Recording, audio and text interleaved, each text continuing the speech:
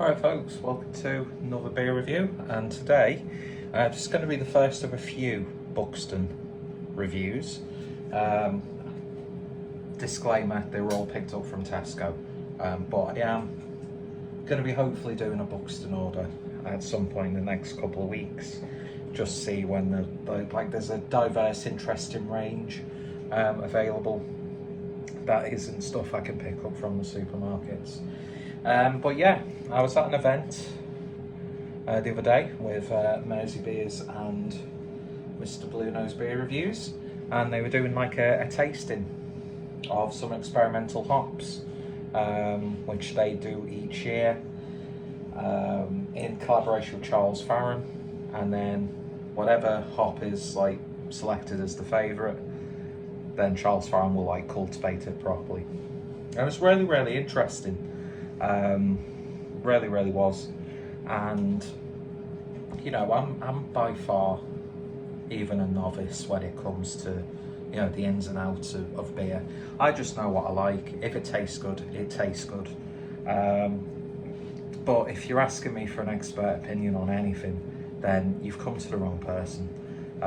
There's only like a select few hops that I will like be able to detect and like talk about in great length or somewhat. But I don't do it for that, to be honest. I just enjoy well-made beer. And air fryer's going off in the background doing some chicken wings. I've got spaghetti, well, a bolognese cooking. Doing it as authentic as I can do. So just letting good quality ingredients speak for themselves. Aside from the fact that I got the meat from the supermarket, but it's a blend of pork and beef, because I don't know where I'd be able to get veal from without going to a proper butcher. But yeah, so that's going to be cooking for a few hours. Chicken wings just for a snack, and then I've lifted out some sausage casserole for my tea. And I thought I'd have a couple of beers on a Sunday, weather's alright. So yeah, now this is a relatively new release for Tesco's, although I think this is a beer that Buxton have done for a long time. It's one of their like long-standing double IPAs from what I can gather, so don't hold me on that. But this is Wyoming Sheep Ranch, which is a double IPA at 8.4% ABV. There's nothing sheepish about this big bold double IPA. Fresh and piney with a bitterness that'll butt you into the next valley. So yeah, I really like Buxton.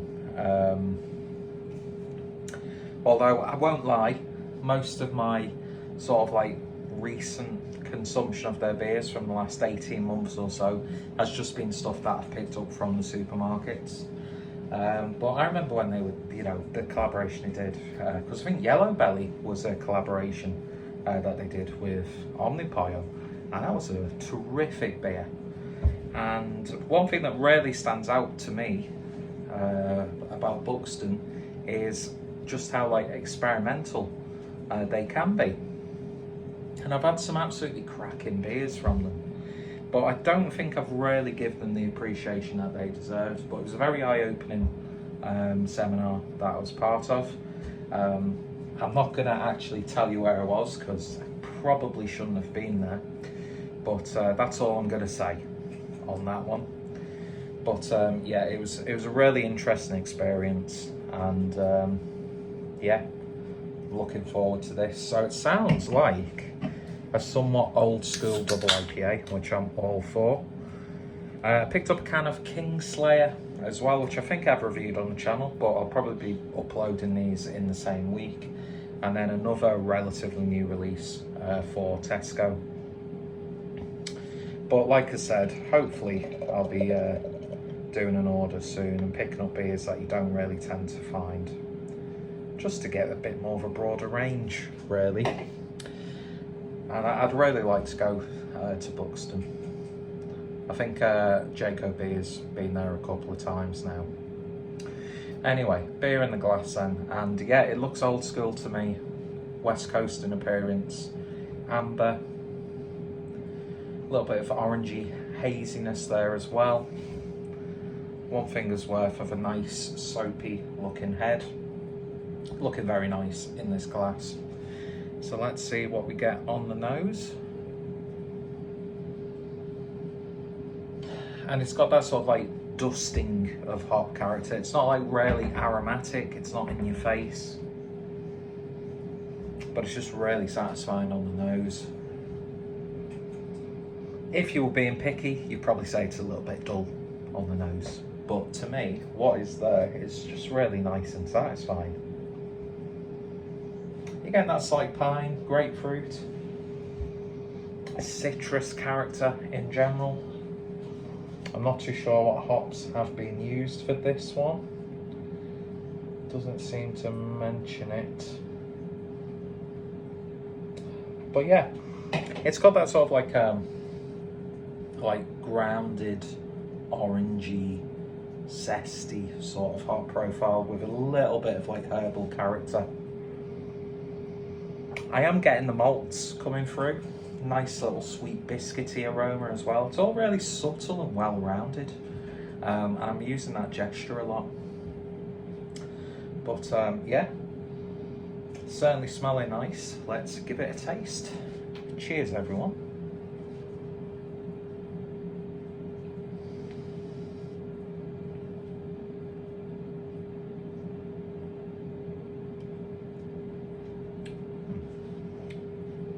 That's very nice. Just like the nose, it's not like absolutely destroying your palate with flavours. And I think it's the subtlety and the roundness of it in general that really works well in its favour. It's a very easy drinking, smooth experience. There's a bitterness that carries through all the way to the back end. Doesn't build, well, mind you, it is building up really nicely actually.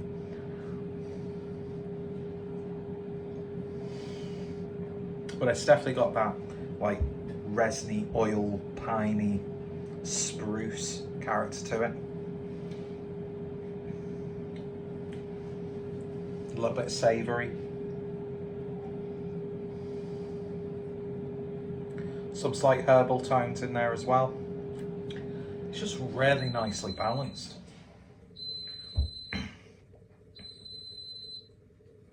Really obnoxious air fry there as well. You get that slight marmalade, but it's definitely got that oily, resiny sort of element to it. I'd say that's what you're getting most. Bitterness is building up really, really nicely. Very, very satisfying on the bitterness. Finish is just a little bit dry. Makes you want to take another sip. It's got a really nice burp on it. It's a weird thing to say, but it does make a difference. Sometimes you get a really, sound weird, really nice flavour when you burp, when you've drank a good beer. Almost as if it like releases like the enzymes of the hops. Definitely should apply for my, take my Cicerone exam, because I'm wasted.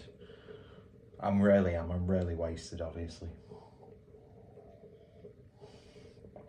Nice smooth mouthfeel, gentle carbonation. Yeah, it's just really, really nice. Nothing in your face. Doesn't go too much in one direction, aside from that bitterness that really builds up to a really satisfying crescendo. What a great word to use in a beer review. But, and it does take you back. Really, really does. Now, it's not like saying, oh, this is like a big, bold West Coast IPA. So it's not taking me back to like 2005 when I was getting into beer the way I was. But it's got hints of that. And it's nice to have just a well-brewed, balanced, piney, sprucey, resiny, grapefruity IPA. And it's not just a juice bomb that just tastes like the next beer that you drink. So yeah, I really, really like that. I would happily buy that again. It's perfect. Weird thing to say, but perfect like mid-2000s bottled IPA material there. And if you can understand where I'm coming from with that, then we're obviously on the same wavelength. It probably says more about you than it does me, to be honest. But yeah, Wyoming Sheep Ranch. Love the name. A really nice beer. Satisfying. 8.4%. You feel it slightly. But not in like ABV, but just because of... It's like... I'm saying like subtle and rounded, but there's a punchiness to it. There's a bit of an oomph to it. And yeah, I would happily buy that again. Lovely stuff indeed.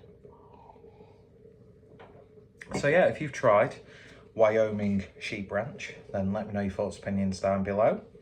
Like I said, picked up 2 more beers in Tesco's today, so expect to see the next one in the next couple of days, and then the one following that one, and then hopefully I'll actually do a bit of an order. I like the sweatshirt.